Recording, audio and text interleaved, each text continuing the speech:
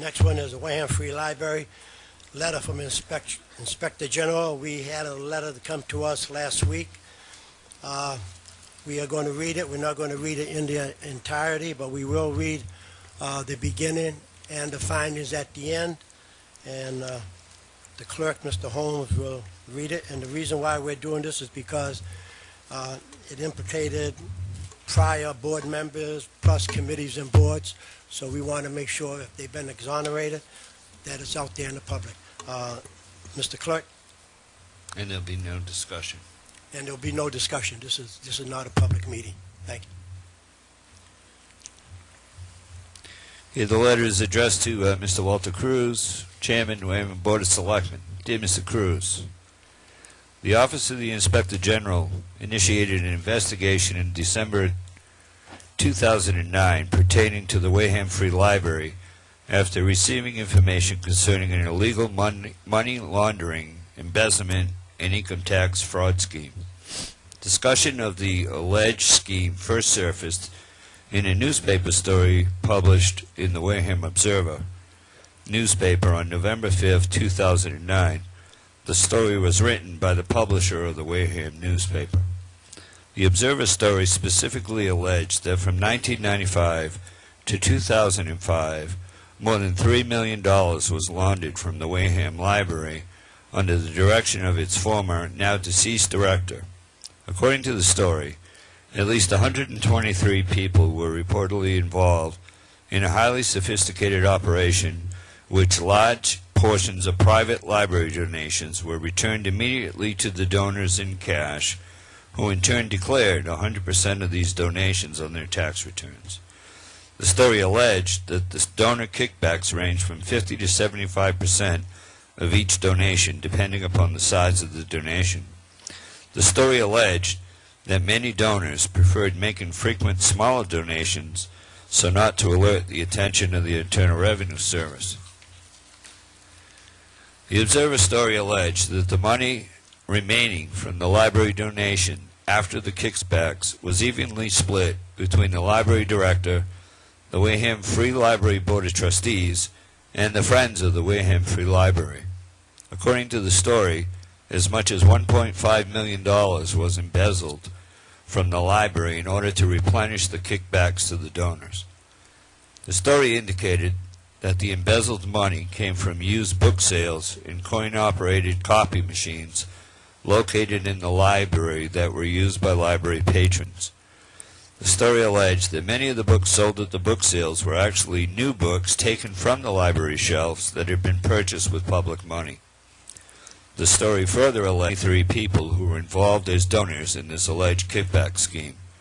Moreover, he stated that a former Wareham Free Library trustee approached him with a ledger that documented every single donation made to the library between 1995 and 2005, including the names of the 123 people involved in the scheme. The publishers suggested in the story that there is a list containing the names of the 123 donors, and that the list had been given to an unnamed third party in Florida who would release it in the event that something unfortunate happened to him. Investigative summary and conclusion. The investigation was initiated by the Office of the Inspector General after allegations were made in the Wareham Observer newspaper that 123 donors of the Wareham Free Library, the former director, the members of the Library Trustees Corporation, and the Friends of the Wareham Free Library were engaged in a donor kickback and embezzlement conspiracy between 1995 and 2005.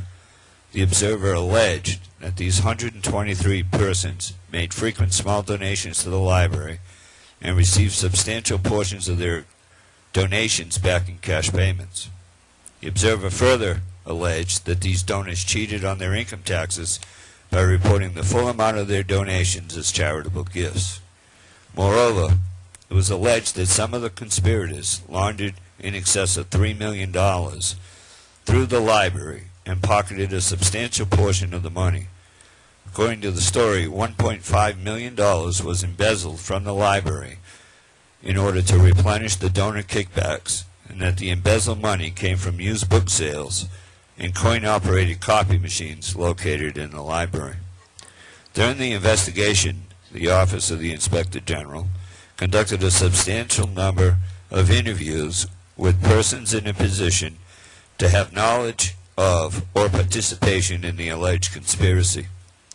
Persons interviewed included current and former library officials, numerous past and present members and officers of the Wareham Free Library Trustees Corporation and the Friends of the Wareham Library Corporation, Wareham town officials, and donors to the Wareham Free Library. The OIG investigators reviewed hundreds of pages of documents containing bank account, investment account, financial donation, and other miscellaneous records pertaining to the Trustees Corporation, the Friends, and the Wareham Free Library. The OIG investigation did not reveal any evidence to substantiate or corroborate the allegations contained in the Observer story. The investigation revealed the primary sources for the monetary funds in the possession and control of the Trustees Corporation and the Friends. It also revealed, in general, how these entities utilized these funds and what they did with them.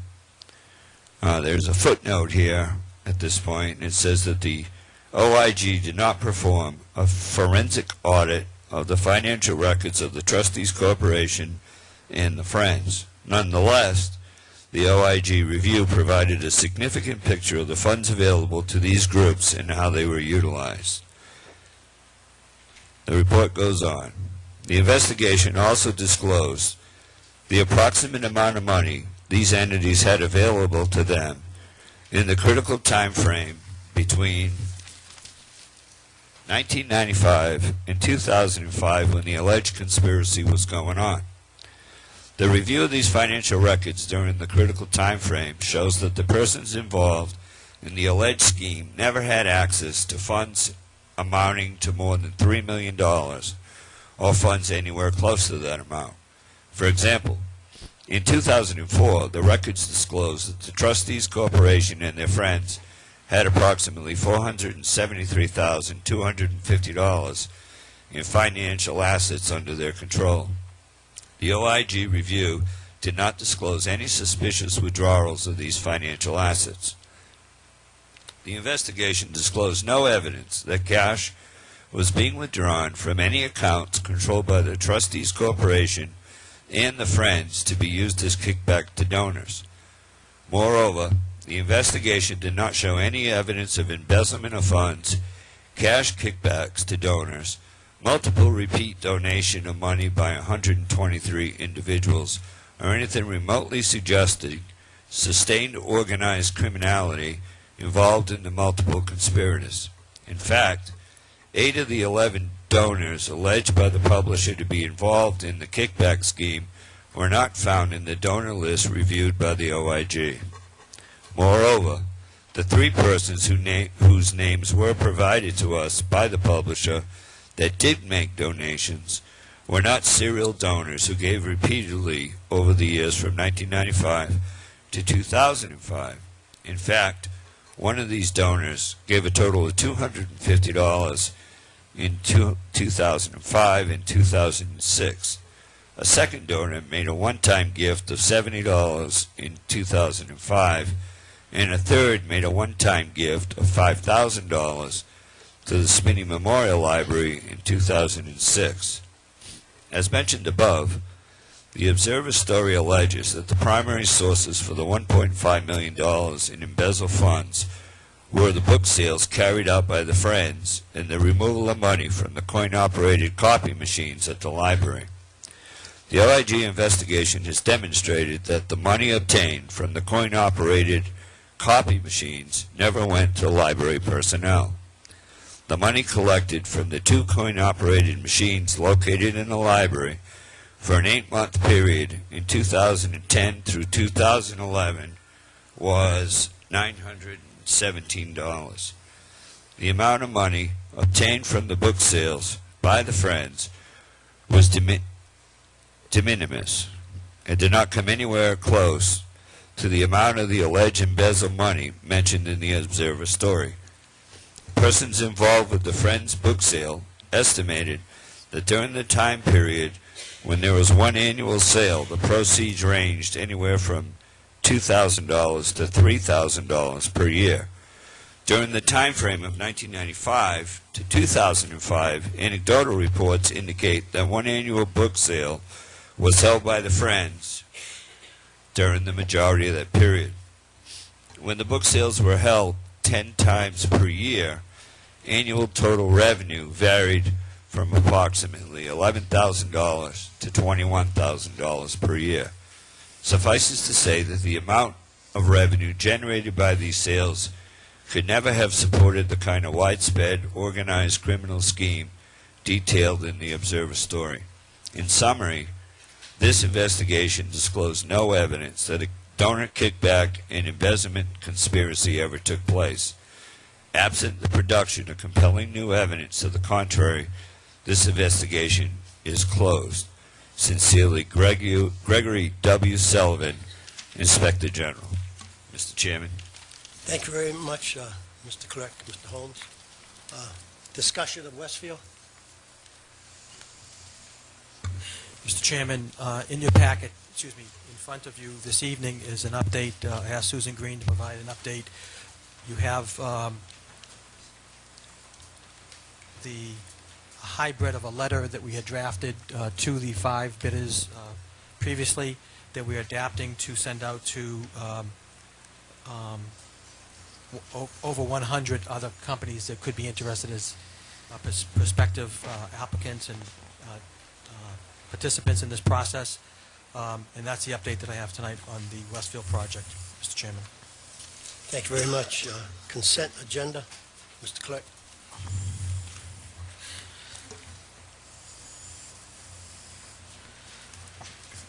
Mr. Chair, may I ask a Yes, question? Mr. Winslow. Would it be possible for us to post this, the Inspector General's report, on the town website so people have easy access to read the entire? It is a 21-page report that is Yeah. very detailed. The report is public knowledge. If they want to get a copy, they can go to Town Hall and get a copy. So it's out there now. If we have it posted on the website, it'll be up to Mr. Andrews to do that. But right now, if they want a copy, it's Freedom of Information Act. They can apply for it and they can get it.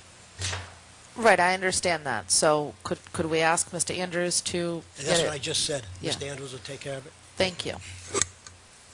Mr. Chairman, Yes, Mr. I believe Smith. that there are other reports regarding the Inspector General that relate to the town that have never been addressed at the Board of Selectmen's meeting. So if we're going to post one Inspector General's report, I think that it's appropriate that we post them all on the town's website. Well, I'm going to leave that call up to Mr. Andrews right now. Thank you very much.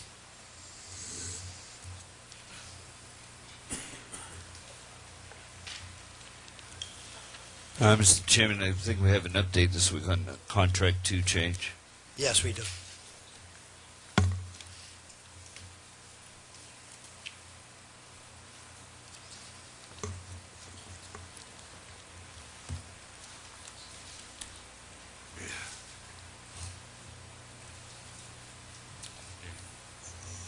I'm Mike Judici from CDM. You want to speak a little closer? Sure. Just in terms of an update, as you know, Mr. Cruz, the main issue that we discussed last week that is still outstanding to complete the pumping station installation are the installation of the 2 electric meters, one at the Apple Street pumping station and the other at the Chromeset pumping station. Those still have not occurred.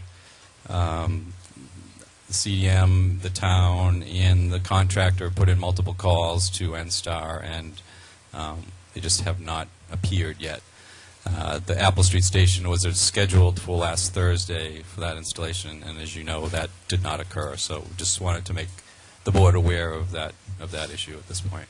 Right. Thank you very much, because I think your project superintendent had a call yesterday. I was surprised that they were on the job, but he did call and inform us that it wasn't taken care of, and I told him early this morning we were going to jump right on it.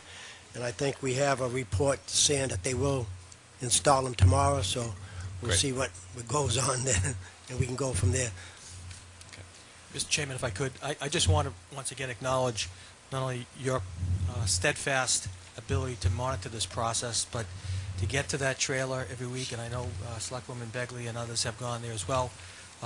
We did get confirmation back from Karen Ray that the installation should happen tomorrow, Mr. Judici. Great. Okay, Mr. Holmes. Thank you, Mr. Chairman. Mr. Cruz, may I ask a question? Yes. Hi, Mr. Judici, how are you? Good evening. We had a question by a citizen, and there were 3 stations that were relocated that added to the cost of the project, correct? Correct. So I see here on our change order, Just select another control here, Mr. Chairman, because I don't get cause of a rocket snake.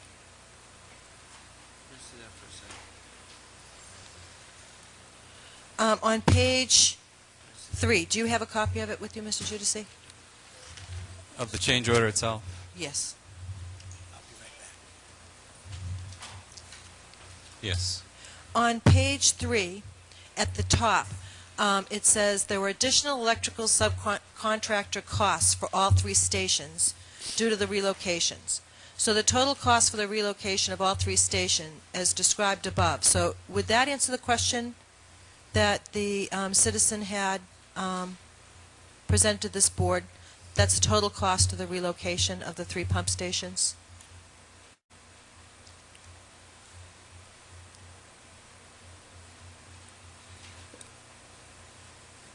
That is the total of the construction cost of the relocation of the 3 stations. So the additional Correct. cost, this is additional cost on the project. This would be the total. So that Okay. would answer the question that the citizen had. So that would be it's $119,232.51.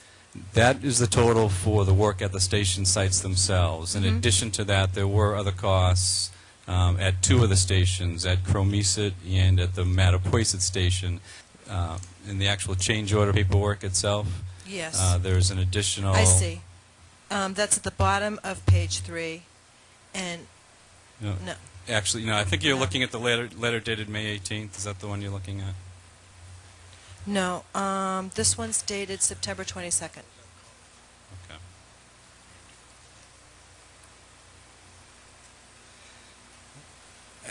If I may, can I have a breakdown that might help?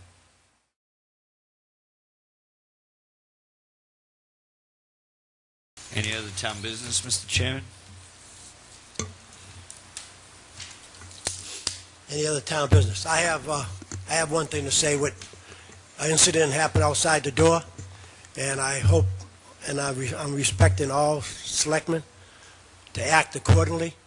We got to respect the public, and the public has to respect us. And if we can't do that, we don't need to be sitting on this board.